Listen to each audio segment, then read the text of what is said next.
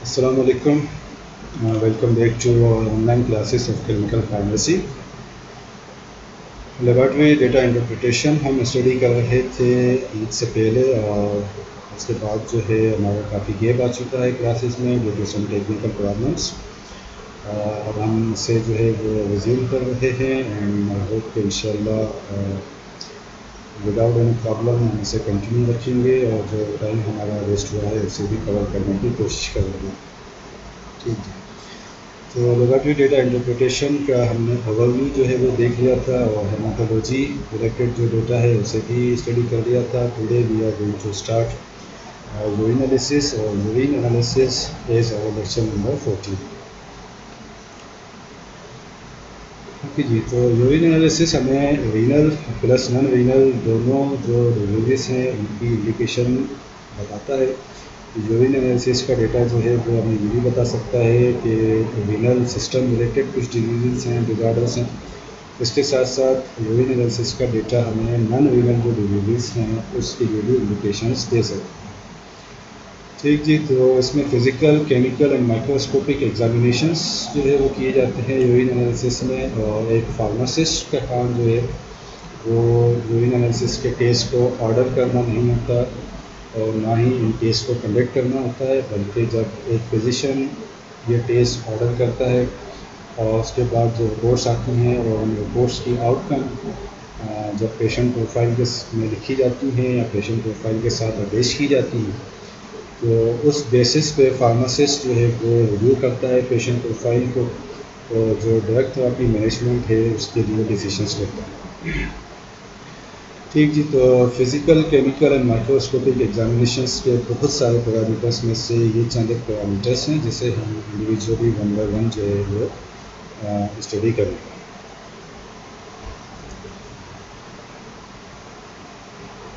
तो physical properties में urine colour and urine odour जो है वो दो चीज़ें शामिल हैं। अगर यूरिन कलर एबनॉर्मल है तो ये रिपोर्ट में भी लिखा जा सकता है, जैसे कि एक लेबॉरेटरी टेक्नीशियन ऑब्जर्व करेगा, या ज़्यादातर urine colour and urine odour जो है वो जब पेशेंट की हिस्ट्री दी जाती है कि वो कितना यूरिन पास कर रहा है, इधर पेनफुल यूरिन पास कर रहा है, तो यूरिन का कलर कैसा है, यूरिन की स्मेल कैसी है, ये सब चीज़ें पेशेंट हिस्ट्री के दौरान जो है वो मालूम की जाती है।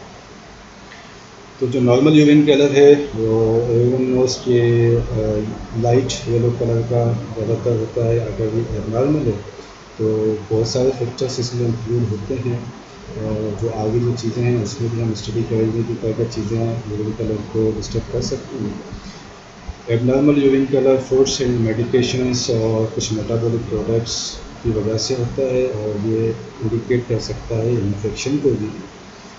लेकिन इसके साथ साथ अगर कंसनट्रेटेड यूरिन है, किसी वजह से पेशेंट का फ्लूइड इंटेक कम हुआ है, या किडनीज जो है वो फिल्ट्रेशन प्रॉपर नहीं कर पा रही हैं और कंसनट्रेटेड यूरिन ज़्यादा हो रहा है, रीअब्जॉर्प्शन नहीं हो पा रही है, तो इस वजह से भी यूरिन कलर जो है वो चेंज हो जाएगा, डार्क येलो साइड पे चला जाएगा, कंसनट्रेटेड यूरिन। ओके जी, देन इज़ यूरिन ऑर्डर। तो यूरिन ऑर्डर जो नॉर्मल यूरिन ऑर्डर जिसे कि यूरिनोइड कहा जाता है, ऑब्वियसली एवरीवन नोज कि नॉर्मल यूरिन ऑर्डर जो है किस तरह की होती है। लेकिन अगर ये ऑर्डर फ्रूटी है या स्वीट ऑर्डर है, अगर पेशेंट कहता है कि जिनकी यूरिन में से फ्रूट टाइप की या स्वीटिश टाइप की जो है वो ऑर्डर आ रही है, तो इट मीन्स कि वो इंडिकेट करेगा डायबिटिक कीटोएसिडोसिस। डायबिटिक कीटोएसिडोसिस वो कंडीशन है जिसमें कि ग्लूकोज बॉडी में प्रॉपरली यूटिलाइज नहीं हो पाता, और ग्लूकोज के अल्टरनेटिव के तौर पर बॉडी यूटिलाइज करती है फैट्स को, और उन फैट्स की एक प्रोडक्ट होती है कीटोन्स। कीटोन्स की जो स्मेल है वो is similar to fruit like smell, ठीक, जिसकी वजह से डायबिटिक कीटोएसिडोसिस को इंडिकेट करती है। फिर डायबिटिक कीटोएसिडोसिस का थोड़ा सा रिव्यू जो है हम नेक्स्ट स्लाइड में देख लेंगे। अगर अमोनिकल ऑर्डर है या पंजेंट ऑर्डर है, तो पंजेंट ऑर्डर जो है वो यूटीआईज यूरिनरी ट्रैक्ट इन्फेक्शंस को इंडिकेट करेगी, और अमोनिया लाइक ऑर्डर, अमोनिया आपने लेबॉर्ट्री में आपने देखा होगा कि अमोनिकल ऑर्डर और सल्फ्यूरिक स्मेल्स जो है वो किस तरह की होती है। तो इस तरह की स्मेल्स अगर यूरिन में है तो इट मीन्स के यूरिन जो है वो उसकी रिटेंशन ज़्यादा हो गई है ब्लैडर में। बहुत ज़्यादा प्रोलॉन्ग ड्यूरेशन तक यूरिन जब ब्लैडर में रिटेंशन उसकी होती है तो उसकी अल्कलाइन फर्मेंटेशन होने लगती है। अल्कलाइन फर्मेंटेशन की वजह से अमोनिया टाइप जो है वो स्मेल आती है यूरिन में से। ठीक जी, फीकल स्मेल, अगर फीकल मटेरियल की स्मेल आने लगे यूरिन में तो इट मीन्स कि गैस्ट्रोइंटेस्टिनल ब्लैडर फिस्टुलास हो सकते हैं। हो सकते हैं मीन्स ऑब्वियसली हैं, तभी तो जो है वो फीकल मटेरियल जो है वो यूरिन में से पास हो रहा है। तो जो इंटेस्टिन का लास्ट पार्ट है, उस लास्ट पार्ट और गैस्ट्रो जो ब्लैडर है, ब्लैडर के बीच में और इंटेस्टिनल जो पार्ट है ये आपस में जॉइंट वगैरह होते हैं और उनके बीच में मेम्ब्रेन्स होती हैं अपने अपने ऑर्गन्स। अगर किसी वजह से फिस्चुला डेवलप हो जाए, यानी कि मेम्ब्रेन जो है वो डिस्टर्ब हो जाए, मेम्ब्रेन में होल्स बन जाए, मेम्ब्रेन रप्चर हो जाए, तो जो फीकल मटेरियल है gastro intestinal last part of intestine से वो ट्रांसफ़र होने लगता है ब्लैडर में। ब्लैडर से ट्रांसफ़र होकर फिर वो पास आउट होने लगता है तो यूरिन, और यूरिन से जब पास आउट होगा तो ऑब्वियसली उसकी जो फीकल मटेरियल की स्मेल है वो यूरिन में से आने लगेगी और ये इंडिकेट करेगा GI ब्लैडर फिस्टुलास को। ओके जी, इसके अलावा एस्परगस जो है वो एक वेजिटेबल है जिसे कि मोस्टली सफ़ेद आई थिंक कहा जाता है, फली फली टाइप की जो है वो सब्ज़ी है और इसकी वजह से भी जो है वो यूरिन ऑर्डर चेंज हो जाता है।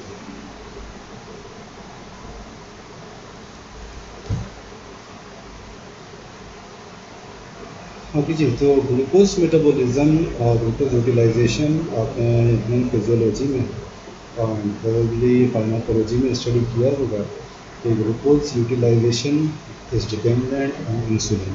ठीक है, अगर इंसुलिन हमारी बॉडी में अवेलेबल नहीं होगी या प्रॉपरली काम नहीं कर पा रही होगी, इंसुलिन जो है वो पेंक्रियास में बनती है। इधर पेंक्रियास के जो बीटा सेल्स हैं वो कम होने की वजह से, डैमेज होने की वजह से यहाँ पे इंसुलिन बन नहीं पाती, या अगर इंसुलिन बन रही होती है तो उसका जो सेंसिटिविटी है सेलुलर रिसेप्टर्स पे वो कम होने की वजह से इंसुलिन अपना काम प्रॉपर नहीं कर पाती। जब इंसुलिन किसी भी वजह से या तो कम हो या अपना काम प्रॉपर ना कर पा रही हो तो ग्लूकोज जो है वो यूटिलाइज नहीं हो पा रहा होता, प्रोसेस बॉडी उसको प्रोसेस नहीं कर पा रही है। अब जब कि ग्लूकोज बॉडी में मौजूद तो है लेकिन बॉडी उसको प्रोसेस नहीं कर पा रही तो उसकी डिमांड जो है वो मज़ीद इंक्रीज़ होने लगेगी। ठीक है, ग्लूकोज ऑलरेडी बॉडी में मौजूद है लेकिन यूटिलाइज नहीं हो पा रहा, जिसकी वजह से एनर्जी के लिए बॉडी की तरफ से डिमांड ग्लूकोज के लिए बढ़ने लगेगी।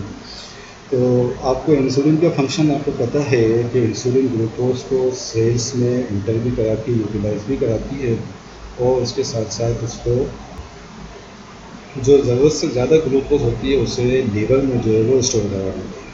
ठीक है, अब जब हम फास्टिंग स्टेट में होते हैं, किसी वजह से हम एनर्जी का इंटेक नहीं कर पा रहे होते तो हमारी बॉडी जो है वो लीवर्स में जो स्टोरेज हुई होती है ग्लूकोज, वहाँ से ग्लूकोज को रिलीज़ कर देती है। ठीक है, अब इस स्टेज में जब इंसुलिन काम नहीं कर पा रही, ग्लूकोज बॉडी में ऑलरेडी मौजूद है लेकिन बॉडी यूटिलाइज नहीं कर पा रही, बॉडी जो है वो अपनी डिमांड बढ़ाएगी एनर्जी के लिए, ग्लूकोज के लिए, तो लीवर में से फिर ग्लूकोज बाहर आना शुरू हो जाएगी। ठीक है जी, जब इंसुलिन मौजूद नहीं है तो एक तो हम ऑलरेडी फूड इंटेक कर चुके हैं एनर्जी के लिए लेकिन वो यूटिलाइज नहीं हो पा रही। तो उसके बाद ये हुआ कि जो ग्लूकोज स्टोर है लीवर में, लीवर से भी जो है वो बाहर आने लगा लेकिन उसके बावजूद एनर्जी नहीं मिल रही बॉडी को क्योंकि इंसुलिन नहीं है। इंसुलिन ना तो नहीं है या वो काम नहीं कर रहा है। अब क्या होगा कि बॉडी जो है वो अल्टरनेट मैकेनिज़्म पे चली जाएगी। अल्टरनेट मैकेनिज़्म ग्लूकोज का ये है कि बॉडी में जो फैट स्टोरेज है वो फैट स्टोरेज ब्रेक डाउन होना शुरू हो जाएगा और फैट में से बॉडी एनर्जी यूटिलाइज करना शुरू कर देगी। अब ये जो फेट्स हैं, इन फेट्स की बाई प्रोडक्ट है कीटोन्स। ठीक है जी। जब फेट्स को बॉडी यूटिलाइज करेगी एनर्जी के लिए तो इसमें से कीटोन्स जो है वो बनने शुरू हो जाएंगे बहुत ज़्यादा। अब जब ये कीटोन्स बनेंगे, बॉडी में ज़्यादा एक्यूमुलेट होने लगेगी कीटोन्स, तो एक तो ये एसिडिटी कॉज करेंगे क्योंकि कीटोन्स जो है वो एसिडिक मॉलिक्यूल है। अच्छा जी, दूसरा ये होगा कि जब ये जो इतना ज़्यादा, एक तो हमने यहाँ पर फूड इनटेक किया, उससे ग्लूकोज आया, तो लीवर में से भी एक्सक्रीट हुआ, ये सारा ग्लूकोज यूटिलाइज तो हुआ नहीं, ये ग्लूकोज जो है वो हमारा यहाँ आने लगेगा किडनीस में। तो इसका एक थ्रेशोल्ड है, आई थिंक 180 मिलीग्राम पर डेसीलीटर से ज़्यादा जब शुगर ग्लूकोज लेवल इंक्रीज हो जाएगा हमारे ब्लड में, तो किडनीज जो है वो ग्लूकोज को फिल्टर करना शुरू कर देगी। ठीक है जी, एक्सक्रीट करना शुरू कर देगी। तो एक तो यहाँ पे ग्लूकोज आ जाएगा, दूसरा ये होगा कि जो अल्टरनेट मैकेनिज्म के थ्रू बॉडी में फैट्स यूटिलाइज किए हैं, फैट्स में से कीटोन्स बने हैं, ये कीटोन्स की यहाँ से एक्सक्रीट होना शुरू हो जाएंगे, जिसकी वजह से यूरिन में कीटोन्स और ग्लूकोज दोनों का अमाउंट जो है वो इंक्रीज हो जाएगा। तो इस वजह से एक तो हम जब कीटोन्स और ग्लूकोज को यूरिन में एनालिसिस करेंगे तो ये डायबिटीज़ को इंडिकेट करेगा, अगर कीटोन्स होंगे तो वो डायबिटिक कीटोएसिडोसिस को इंडिकेट करेगा। ठीक जी, आगे चलते हैं। ठीक जी, तो यूरिन कलर एंड अपीयरेंस। अगर यूरिन का कलर नॉर्मल जो अपीयरेंस है वो उसकी ट्रांसपेरेंट होती है, अगर ये क्लाउडी हुई हुई है तो इसके पैथोलॉजिकल काजेस में फॉस्फेट्यूरिया है, फॉस्फेट जो है वो किसी वजह से इंक्रीज हुआ हुआ यूरिन में, पायूरिया मीन्स के पस जो है वो आ रही है यूरिन में। क्यूरिया एक रेयर कंडीशन है जिसमें कि जो लिम्फेटिक फ्लूइड है वो मीन्स के लीक हो रहा है किडनीज में। लिम्फेटिक फ्लूइड जो है वो मिल्की वाइट अपीयरेंस कर देता है यूरिन। लिपिडोरिया क्यूरिया यूजुअली होता है एक इन्फेक्शन की वजह से, जिसका पैरासाइटिक इन्फेक्शन है Wuchereria bancrofti. Wuchereria bancrofti Wuchereria bancrofti parasitic infection है जिसकी वजह से जो लिम्फेटिक फ्लूइड है वो लीक आउट होता है किडनीज के थ्रू यूरिन। लिपिडोरिया मीन्स के लिपिड्स आने लगेंगे यूरिन में, लिपिड्स आने लगेंगे तो ऑब्वियसली एक क्लाउडी अपीयरेंस हो जाएगी यूरिन की। और ये लिपिडोरिया यूजुअली होता है नेफ्रोटिक सिंड्रोम में। नेफ्रोटिक सिंड्रोम जो नेफ्रॉन्स हैं हमारे किडनीज में, उनकी डिसऑर्डर या डिजीज़ की वजह से उसको कहते हैं नेफ्रोटिक सिंड्रोम। ठीक जी। और हाइपर ऑक्जेलूरिया जो ऑक्जेलेट क्रिस्टल्स अगर आने लगे यूरिन में तो वो इंडिकेट करेगा कि ऑक्जेलेट क्रिस्टल्स जो है वो यूरिनरी ट्रैक्ट में बन रहे हैं, जिसकी वजह से अपीयरेंस जो है वो क्लाउडी होता है। ठीक जी। और क्लाउडी अपीयरेंस हो सकती है उस डाइट की वजह से जिसमें कि प्यूरिन ज़्यादा हो। ठीक है, प्यूरिन रिच जो फूड्स होते हैं उसकी वजह से क्लाउडी अपीयरेंस आ सकती है यूरिन। ओके, तो अगर ब्राउन कलर होगा तो इसके पैथोलॉजिकल काजेज़ में बाइल पिगमेंट्स और मायोग्लोबिन वजह हो सकती है। मायोग्लोबिन प्रोटीन टाइप है। तो अगर हम डाइट एंड ड्रग्स की बात करें तो फेवा बीन्स एक वेजिटेबल है, आई डोंट थिंक कि पाकिस्तान में यूज़ होती है। ड्रग्स में लिवोडोपा जो कि पार्किंसन डिजीज़ के लिए दी जाती है, मेट्रोनडाजोल एंटीबैक्टीरियल एजेंट है, and nitrofurantoin which is administered for urinary tract infections and some antibacterial anti-malarial agents। ये वो ड्रग्स हैं जो कि चेंज करती हैं यूरिन कलर को इनटू द ब्राउन कलर। ठीक है, तो ये मेडिकेशंस अगर पेशेंट ले रहा है और वो आपसे ये जो कंप्लेन करता है कि यूरिन कलर जो है वो ब्राउन हो गया है, तो एक फार्मासिस्ट का काम है कि वो पेशेंट को काउंसिल करे कि जी ये एक साइड इफ़ेक्ट है जिसको कि इग्नोर किया जा सकता है इन मेडिकेशंस की वजह से। ठीक जी। अगेन ब्राउनिश ब्लैक अगर कलर है तो बाइल पिगमेंट्स उसकी वजह होंगी। मेलानिन, स्किन कैंसर अगर हो जाता है तो मेलानिन, आपको पता है कि हमारा स्किन के जो सेल्स हैं उनकी प्रोडक्ट स्किन कैंसर में मेलानिन इंक्रीज़ हो जाएगा। मेलानिन बॉडी में इंक्रीज़ होने की वजह से वो ज़्यादा एक्सक्रीट होने लगेगा यूरिन से, और यूरिन का कलर जो है वो ब्राउनिश ब्लैक है। मेथन ग्लोबुलिन अगेन जो है वो हीमोग्लोबिन वगैरह सबकी जो है वो बाई प्रोडक्ट्स हैं, और ये इस तरह की डिजीज़ को जो है वो इंडिकेट कर रही है। तो ये केस का एंड सेना जो है वो हर्बल प्रोडक्ट्स हैं, इसकी वजह से ब्राउनिश ब्लैक यूरिन हो सकता है। And levodopa methyl dopa drug products जो कि ब्राउनिश ब्लैक यूरिन काज कर सकती हैं।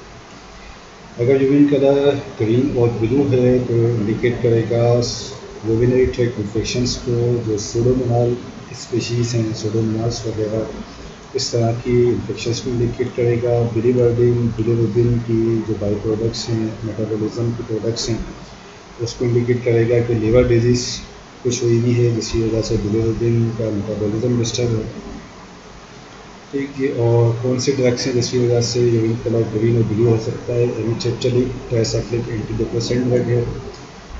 इंडिगो कैरमीन फूड कलरेंट है, फ्रूट्स को कलर देने के लिए यूज होता है जिसकी वजह से यूरिन कलर जो है वो चेंज हो जाएगा। ठीक है, ये साइमेटिडीन एस्ट्रो रिसेप्टर एंटागोनिस्ट है। Promethazine first generation antihistamine drug है, ये भी चेंज करेंगी इधर। और यूरिन कलर को मेथाइलिन ब्लू जो है वो डाई है।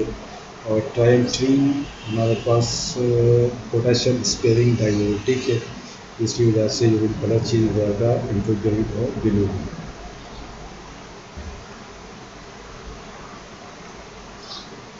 ठीक जी, बाकी इन चीज़ों को आप देख लीजिएगा, इसमें कोई मुश्किल कंसेप्ट नहीं है। आप ये देख लीजिएगा कि कौन सा कलर जो है वो किस ड्रग की वजह से जो है वो चेंज हो सकता है। ठीक है, तो देन स्पेसिफिक ग्रेविटी जो यूरिन की है वो 1.005, ये इसकी हमारे पास रेफरेंस रेंज है। इंडिकेट करता है कि किडनीज की का एबिलिटी करंट चल रही है यूरिन को कंसनट्रेट करने की। ठीक है जी, अगर स्पेसिफिक ग्रेविटी कम है तो ये इंडिकेट करेगा कि किडनी की एबिलिटी कम हो गई है यूरिन को कंसनट्रेट करने की। ठीक है, हाइपोस्टेनोरिया मीन्स के कम हो गई है स्पेसिफिक ग्रेविटी और किडनीज की एबिलिटी डिक्रीज़ हो गई है टू कंसनट्रेट द यूरिन। ये इंडिकेट करेगा कि रेनल फेलियर की साइड पे पेशेंट जा रहा है, chronic renal failure. Renal failure दो तरह के होते हैं, कि एक्यूट रेनल फेलियर होता है, क्रोनिक रेनल फेलियर होता है। एक्यूट रेनल फेलियर जो है वो सडनली ऑनसेट उसका होता है और थोड़े अरसे के लिए होता है।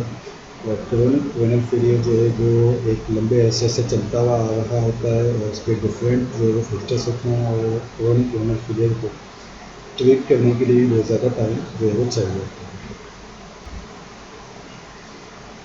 डायबिटीज़ इंसिपिडस डायबिटीज़ की वो टाइप है जिसमें कि फ्लूइड इम्बैलेंस हो जाता है। अब जब ये फ्लूइड डिस्टर्ब हो जाता है बॉडी में और उसके यूरिन आउटपुट में, तो ऑब्वियसली स्पेसिफिक ग्रेविटी जो है वो कम है। अगर हाइपरस्टेनोरिया है यानी कि स्पेसिफिक ग्रेविटी इंक्रीज हुई हुई है तो इट मीन्स के पेशेंट डिहाइड्रेशन पे है, उसका फ्लूइड जो है वो कम हुआ हुआ है। या रेडियोलॉजिक कंट्रास्ट मीडिया की वजह से हाइपरस्टेनोरिया हो सकता है। ये रेडियोलॉजिक कंट्रास्ट मीडिया आपको पता है कि जो डिफरेंट रेडियोलॉजिकल एग्जामिनेशंस होते हैं, जैसे कि सीटी स्कैन है और एमआरआई स्कैन वगैरह है, तो इनकी कुछ टाइप्स ऐसी होती हैं जिसमें पहले radiologic contrast media through intravenous route patient में एडमिनिस्टर किया जाता है और कुछ टाइम अलाउ किया जाता है जिस टाइम में कि ये रेडियोलॉजिक कंट्रास्ट जो है वो डिस्ट्रीब्यूट हो जाए थ्रू आउट दी बॉडी। ठीक जी, उसके बाद जो है फिर इमेजिंग की जाती है और ये रेडियोलॉजिक कंट्रास्ट बॉडी में मौजूद होता है। तो ये कंट्रास्ट मीडियम जो है वो हेल्प आउट करता है एग्जैक्ट इमेज लेने में कि बॉडी में कहाँ कहाँ फॉर एग्जांपल कोई डैमेज हुआ है बोन्स में, या किसी टाइप का कोई कैंसर है तो वो कहाँ कहाँ स्प्रेड हुआ है बॉडी में। ये रेडियोलॉजिक कंट्रास्ट मीडिया एक सर्टेन टाइम के बाद बॉडी से एक्सक्रीट आउट होगा थ्रू यूरिनरी सिस्टम। तो जब ये एक्सक्रीट आउट होगा तो स्पेसिफिक ग्रेविटी इंक्रीज हो जाएगी। इसके अलावा कंजेस्टिव हार्ट फेलियर भी इंडिकेट करेगा हाइपरस्टेनोरिया। और टॉक्सेमिया ऑफ प्रेगनेंसी, टॉक्सेमिया ऑफ प्रेगनेंसी कहते हैं हाइपरटेंशन। हाइपरटेंशन प्रेगनेंसी में जब हाइपरटेंशन होने लगे तो उसे टॉक्सेमिया कहते हैं। और उसके साथ साथ एल्बुमिनुरिया भी होने लगता है प्रेग्नेंट पेशेंट में। यानी कि जो एल्बुमिन प्रोटीन है हमारे ब्लड सिस्टम का, वो ज़्यादा स्पीड आउट होने लगता है थ्रू किडनी से। Hypersteroidemia will also indicate SIADH, which is syndrome of inappropriate antidiuretic hormone.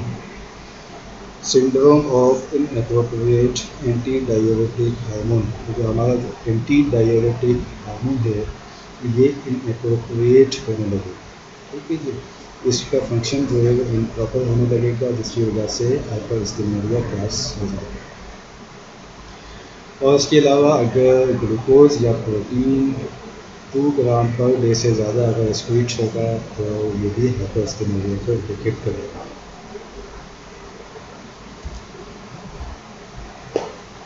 Urine pH की रेफरेंस वैल्यू हमारे पास 4.5 to 8 है, लेकिन जो एवरेज जो पीएच रहती है यूरिन की वो है 6।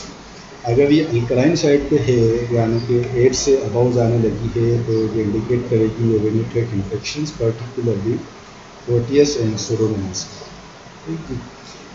रीनल ट्यूबुलर एसिडोसिस, जो रीनल के हमारा ट्यूबुलर एरिया है, उस ट्यूबुलर एरिया में किसी वजह से एसिडिटी जो है वो इंक्रीज हो रही है, एसिडोसिस हो रहा है, जो एसिडिक कंपोनेंट्स हैं वो एक्सक्रीट आउट नहीं हो पा रहे। जब वो acidic molecules, acidic components, acidic moieties excrete नहीं हो रही तो यूरिन जो है वो अल्कलाइन पीएच पे चला जाता है। इसके अलावा जो ड्रग है हमारी एसिटाजोलामाइड अगर पेशेंट दे रहा होगा तो चांसेस हैं एसिटाजोलामाइड और थायराइड डायूरेटिक्स दोनों की बेसिस पे चांसेस हैं कि यूरिन पीएच अल्कलाइन साइड पे मूव करेगा। ठीक जी। एसिडिक पीएच अगर हो रहा है हमारे पास, ये एसिडिक पीएच हमें इंडिकेट करेगी एक तो पायरेक्सिया यानी कि फीवर और दूसरा एसिडोसिस। तो डायबिटिक कीटो एसिडोसिस या डायबिटिक कीटोसिस आप स्टडी समझ चुके हैं कि डायबिटीज़ की वजह से जहाँ पर कि ग्लूकोज यूटिलाइज नहीं हो पाता है और फैट यूटिलाइजेशन की वजह से कीटोन्स इंक्रीज होने लगते हैं और अल्टीमेटली जो है वो एसिडिटी बॉडी में भी बढ़ती है और जब ये कीटोन्स एक्सक्रीट आउट होंगे यूरिन में तो वहाँ पर भी यूरिन को एसिडिटी कर देगी। इसके अलावा मेटाबॉलिक एसिडोसिस हर उस कंडीशन को कहते हैं जिस कंडीशन में किसी भी किस्म का एसिडिक मोइटीज़ जो है वो एसिडिक प्रोडक्शन बॉडी में इंक्रीज़ होने लगे या जो बेसिक मोइटीज़ हैं, बेसिस जो है जैसे कि बाइकार्बोनेट है वो कम बनने लगे या उसका लॉस होने लगे बॉडी से ज़्यादा। तो बाइकार्बोनेट या तो बॉडी में कम प्रोडक्शन उसकी हो या वो लॉस उसका ज़्यादा होने लगे तो ऑब्वियसली जो एसिड और जो बेस का जो बैलेंस है वो डिस्टर्ब हो जाएगा और इसकी एसिडिटी यूरिन में इंक्रीज हो जाएगी। ठीक जी। तो प्रोटीनूरिया, प्रोटीनूरिया हम उस इंडिकेशन को कहते हैं जिसमें कि यूरिन में प्रोटीन ज़्यादा फिल्टर आउट होने लगे, ज़्यादा स्पीड आउट होने लगे। ठीक है जी। तो ये दो टाइप्स की होती हैं, एक प्रोटीनूरिया है, एक माइक्रो एल्बुमिनूरिया है। प्रोटीनूरिया हम उस कंडीशन को कहते हैं जब एक्सक्रीशन ज़्यादा होने लगे 150 milligram per day, 150 milligram per day total और 10 to 20 मिलीग्राम पर डेसीलीटर, 10 to 20 मिलीग्राम पर डेसीलीटर। अगर हम टोटल की बात करें तो 150 मिलीग्राम पर डे से ज़्यादा अगर प्रोटीन एक्सक्रीट होगा यूरिन में तो इस कंडीशन को कहते हैं प्रोटीनूरिया। तो ये इंडिकेशन इंडिकेट करेगी कि किडनी जो है वो प्रॉपर उसका जो फिल्ट्रेशन मैकेनिज्म है वो प्रॉपर नहीं चल रहा, नहीं हो पा रहा, जिसकी वजह से ये हॉल मार्क कहलाता है, एक प्रोमिनेंट इंडिकेशन कहलाती है रीनल डिजीज़ की प्रोटीनूरिया। ठीक है। सबसे प्रोमिनेंट और सबसे ऑथेंटिक जो इंडिकेशन है रीनल डिजीज़ की डेट इज प्रोटीनूरिया। माइक्रो एल्बुमिनूरिया कहलाएगा 150 मिलीग्राम से नीचे but 30 to 150 milligram protein per day. ठीक है जी। और ये इंडिकेशन होगी अर्ली रीनल डिजीज़ की, यानी कि किडनीज डिस्टर्ब होने लगी हैं और ये अर्लियर स्टेज है। अगर यहाँ पर पेशेंट को संभाल लिया गया तो उम्मीद है कि पेशेंट जो है वो क्रोनिक रीनल डिजीज़ की साइड पे नहीं जा पाएगा। तो 30 से नीचे जब होगी तो इट मीन्स कि रीनल सिस्टम हमारा प्रॉपर जो है वो फंक्शन कर रहा है। ओके जी, तो इस प्रोटीनूरिया के लिए एक टेस्ट हमारे पास होता है डिपिस्टिक टेस्ट। ठीक है जी, तो ये हॉस्पिटल्स में या वार्ड्स में जो है वो ज़्यादातर नहीं किया जाता। जो लेबॉर्ट्री यूनिट्स बने हुए होते हैं हॉस्पिटल्स के अपने, या सेंट्रल या रिमोट लेबॉर्ट्री यूनिट्स जो बने हुए होते हैं, वहाँ पर डिपिस्टिक टेस्ट किया जाता है। और ये जो हमने स्टार्टिंग में पढ़ा था नंबरिंग सिस्टम, उसमें हमें ये इंडिकेशन मिलती है डिपिस्टिक टेस्ट में, which is sensitive to albumin. तो अगर इसका रिपोर्ट में आता है 1+, 2+, 3+ या 4+, तो 1+ आएगा तो इट मीन्स के पेशेंट का किडनी फंक्शन जो है वो रेफरेंस वैल्यूज़ में है, नॉर्मल फंक्शन के। अगर 2+ है तो ये 100 मिलीग्राम पर डेसीलीटर इंडिकेट करेगा, और 3+ को 300 मिलीग्राम, 4+ को 1000 मिलीग्राम पर डेसीलीटर इंडिकेट करेगा। और इस तरह से हम इसको मैच कर सकते हैं हमारी इन वैल्यूज़ से कि ये पेशेंट प्रोटीनूरिया में है या फिर एल्बुमिनूरिया में, राइट। तो इस तरह की एक स्टिक होती है जिसे कि डिप किया जाता है यूरिन में, और फिर ये अगर आप इंटरनेट पे चेक करेंगे इसकी लार्जर इमेज को, तो आपको पता चलेगा कि डिफरेंट 1+, 2+, 3+ के डिफरेंट कलर्स हैं, और उस कलर्स को मैच करके फिर ये वैल्यूज़ जो है वो डिटरमाइन की जाती हैं। इन वैल्यूज़ की बेसिस पे फिर हमारे पास ये वैल्यूज़ आती हैं, और इन वैल्यूज़ पे हम पेशेंट को क्लासीफाई करते हैं कि ये प्रोटीनूरिया में है या माइक्रोएल्बुमिनूरिया में है। ठीक है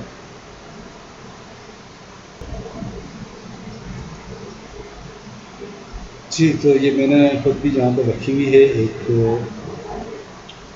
लार्जर इमेज साइज़ पे। तो अगर ये आपको विजिबल हो इस इमेज में, तो यहाँ पे आप देख सकते हैं कि ये हमारे पास है प्रोटीन। तो इस अगर ये कलर आएगा तो 1+ है, ये कलर भी आएगा तो भी 1+ है, और अगर ये कलर्स आएंगे तो 2+, 3+ और 4+ आता है। ठीक जी। और सिमिलरली फॉर ग्लूकोज और पीएच की वैल्यूज़ की सिमिलरिटीज इतना डिपिस्टिक पे दी हुई है।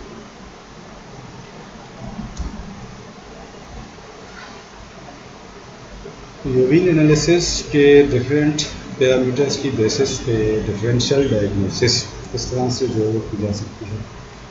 यूरिन एनालिसिस में अगर प्रोटीनूरिया आ रहा है और प्रोटीनूरिया के साथ माइक्रोस्कोपिक एग्जामिनेशन की जाएगी यूरिन की। ठीक है जी।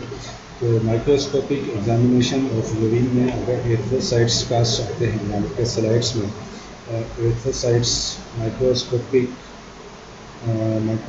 एक्सक्रीशन ऑफ, जिसको कि कास्ट हम कहते हैं कि माइक्रोस्कोपिक फिल्ट्रेशन हो रही है through the kidneys microscopic contents. तो एरिथ्रोसाइट्स विद और विदाउट हीमोटोरिया, यानी कि अगर हीमोग्लोबिन भी अगर आ रही है या नहीं आ रही है, इसके साथ है तो ये इंडिकेट करेगा कि ग्लोमेरुलर डिजीज़ है। अगर सिर्फ एरिथ्रोसाइट्स हैं, ठीक है, यूरिन एनालिसिस में प्रोटीनूरिया करने के बाद हम लोगों ने माइक्रोस्कोपिक एग्जामिनेशन किया, तो एरिथ्रोसाइट्स अगर हीम के साथ आ रहे हैं, हीमोग्लोबिन के साथ आ रहे हैं, तो इट मीन्स के जो हमारे किडनीज में ग्लोमेरुलर जो यूनिट्स हैं, ग्लोमेरुलर फिल्ट्रेशन का जो मैकेनिज़्म है वो डिस्टर्ब है, वहाँ पर कोई प्रॉब्लम। अगर सिर्फ एरिथ्रोसाइट्स हैं तो ये ग्लोमेरुलर डिजीज़ भी इंडिकेट करेगा, इसके साथ साथ यूरिनरी ट्रैक्ट इन्फेक्शन को भी इंडिकेट करेगा, इधर अपर यूरिनरी ट्रैक्ट इन्फेक्शन या लोअर यूरिनरी ट्रैक्ट इन्फेक्शन। तो अपर जो है वो हमारा ब्लैडर से ऊपर की साइड का जितना सिस्टम है वो अपर यूरिनरी ट्रैक्ट कहलाता है, और यूरेथ्रा, ब्लैडर एंड ऑनवर्ड जो सिस्टम है सारा वो लोअर यूरिनरी ट्रैक्ट इन्फेक्शन जो है वो कहलाता है। अगर ल्यूकोसाइट्स आ गए हैं तो it is a clear indication कि ये बैक्टीरिया प्रेजेंट होने के चांसेस जो है वो ज़्यादा हैं। फिर हम चले जाएंगे हमारे जिसको कि हम कहते हैं कल्चर टेस्ट। तो हम यूरिन के कल्चर टेस्ट कराएंगे। कल्चर टेस्ट में पता चलेगा कि बैक्टीरिया प्रेजेंट है, उसमें ये भी पता चल जाएगा कि कौन सा बैक्टीरिया है, और उसी बैक्टीरिया के अकॉर्डिंग जो है वो हम एंटी बैक्टीरियल प्रोडक्ट्स जो है वो एडमिनिस्टर करेंगे, पेशेंट को प्रोवाइड करेंगे। अगर बैक्टीरिया नहीं है, यानी कि ल्यूकोसाइट्स माइक्रोस्कोपिक एग्जामिनेशन में ल्यूकोसाइट्स आने के बाद उसका कल्चर कराया जाएगा, अगर कल्चर में बैक्टीरिया नहीं है तो मीन्स के रीनल इंटरस्टिशियल डिजीज़ है। तो इंटरस्टिशियल का जो पार्ट है हमारे किडनीज का, वहाँ पे जो है वो कोई प्रॉब्लम नहीं पेश। ठीक जी। तो अगर एरिथ्रोसाइट्स और ल्यूकोसाइट्स नहीं है, सिर्फ आइसोलेटेड प्रोटीनूरिया आया है, यानी कि माइक्रोस्कोपिक एग्जामिनेशन करने के बाद सिर्फ प्रोटीनूरिया इंडिकेट हुआ है, तो मीन्स कि ये आइसोलेटेड प्रोटीनूरिया है। इस तरह की ये जो डिजीज़ है, इस तरह का कोई प्रॉब्लम नहीं है। कोई और वजह है जिसकी वजह से हमारा ग्लोमेरुलर फिल्ट्रेशन या किडनी फंक्शन जो है वो डिस्टर्ब हुआ है। अगर फेट रिलेटेड बॉडीज़ जो है वो अपेयर हो रही हैं माइक्रोस्कोपिक एग्जामिनेशन में, तो नेफ्रोटिक रेंज प्रोटीनूरिया ये कहलाएगा, यानी कि जो नेफ्रोटिक सिस्टम है हमारा, नेफ्रॉन्स जो इंडिविजुअल यूनिट्स हैं किडनीज के, उन नेफ्रॉन्स से रिलेटेड डिजीज़ होगी है पेशेंट को। ठीक है, तो प्रोटीनूरिया तक की हमने बात कर ली। अब हम देखते हैं ग्लाइकोसोरिया एंड कीटोनुरिया। तो यूरिन में ग्लाइकोसोरिया का हमने डायबिटिक कीटोएसिडोसिस में हमने समझ लिया है कि ग्लाइकोसोरिया ऑब्वियसली अगर यूरिन में आ रहा है तो ये डायबिटीज़ रिलेटेड जितनी भी प्रॉब्लम्स हैं उनको जो है वो इंडिकेट करता है।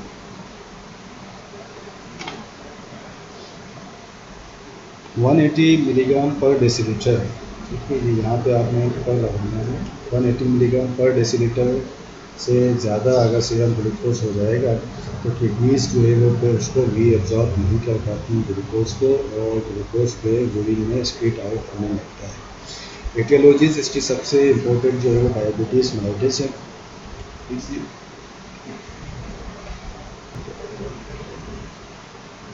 दूसरी एटियोलॉजी ग्लाइकोसोरिया की इस कुशिंग सिंड्रोम। कुशिंग सिंड्रोम में ये होता है कि ओबेसिटी और कुछ डर्माटोलॉजिक मैनिफेस्टेशंस होती हैं, स्किन रिलेटेड प्रॉब्लम्स जो है पेशेंट को मिलती हैं, जिसमें कि और ये होता है इस वजह से है कि कोर्टिसोल हमारी बॉडी में मौजूद होता है, ये ज़्यादा से तक ज़रूरत से ज़्यादा के लेवल पर रहता है, जिसकी वजह से कुशिंग सिंड्रोम होने लगता है। ठीक, इसकी पिक्चर है हमारे पास जिसमें हम देख लेते हैं कुशिंग सिंड्रोम किस तरह से। और liver and pancreatic disease, obviously अगर पेंक्रियाटिक डिजीज़ है तो इंसुलिन चूँकि बनता ही पेंक्रियास से है। अगर पेंक्रियाटिक डिजीज़ की वजह से इंसुलिन डिस्टर्ब होगा तो इंसुलिन डिस्टर्बेंस की वजह से ग्लूकोज डिस्टर्ब होगा, ग्लूकोज की वजह से ग्लूकोज यूटिलाइज नहीं हो पाएगा। हम खा भी रहे होंगे, ग्लूकोज इंटेक भी कर रहे होंगे, और जो हमारे पास मसल्स में और लीवर में जो ग्लूकोज स्टोर होगा उसको भी बाहर निकालनी होगी बॉडी यूटिलाइज करने के लिए। जब ये थ्रेशोल्ड से बढ़ जाएगा तो स्पीट आउट होने लगेगा यूरिन। सिमिलरली अगर लीवर है, लीवर डिजीज़ में उसकी ग्लूकोज की स्टोरेज का प्रॉब्लम होने लगेगा, एंड अगेन ग्लूकोज यूटिलाइजेशन का मसला होने लगेगा। ठीक जी। दूसरा जो है etiology that is Fanconi syndrome. Fanconi syndrome is a rare disorder of kidney tubule function that results in excess amount of glucose, bicarbonate and phosphates। तो ये रेयर डिसऑर्डर है, इसकी कोई ख़ास पैथोलॉजी इस वक्त हम स्टडी नहीं कर रहे। हर किसी को ये होता भी नहीं है, बहुत कम पेशेंट्स को जो ये होता है। ओके जी। कीटोनुरिया, अगर कीटोन्स आ रहे हैं तो डायबिटिक कीटोएसिडोसिस हम समझ चुके हैं कि ग्लूकोज यूटिलाइज जब नहीं होगा तो बॉडी की फेट यूटिलाइज करेगी, फेट से एनर्जी प्रोड्यूस करेगी। फेट की बाई प्रोडक्ट है कीटोन्स। जब कीटोन्स स्पीट आउट हो रहे हैं यूरिन में तो ये इंडिकेट करेगा डायबिटीज़ कीटोएसिडोसिस।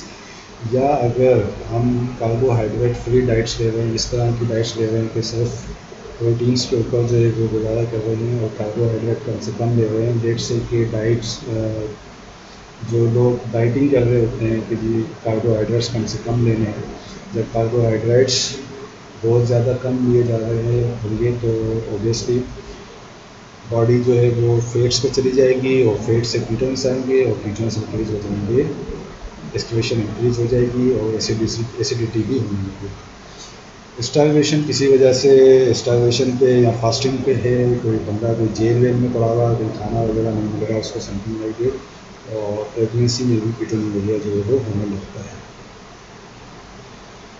ठीक जी। ओके, तो ये इस तरह की कुछ रिप्रेजेंटेशन है आपके पास कुशिंग सिंड्रोम की। ये आप देख रहे हैं एक्सेस जो है वो फेट पेचिस है, फेड पेसिस हैं यहाँ पर, ठीक है। और ओबेसिटी को इंडिकेट कर रहा है और डर्मेटोलॉजिकल मैनिफेस्टेशंस भी हैं। अगर कुफिंग सिंड्रोम का कभी आपने पेशेंट देखा हो तो एक स्किन टाइप के पेचिस जो है वो बने हुए होते हैं पेशेंट की स्किन्स पर। ओके जी, तो यहाँ पर जो है वो हमने कर दिया है यूरिन एनालिसिस को। नेक्स्ट जो है हम ब्लड केमिस्ट्री स्टार्ट करेंगे और इससे रिलेटेड अगर आपका कोई क्वेश्चन है वो मुझे आप मेल कर सकते हैं इस आई डी पे, ठीक है। ओके जी, ऑफिस।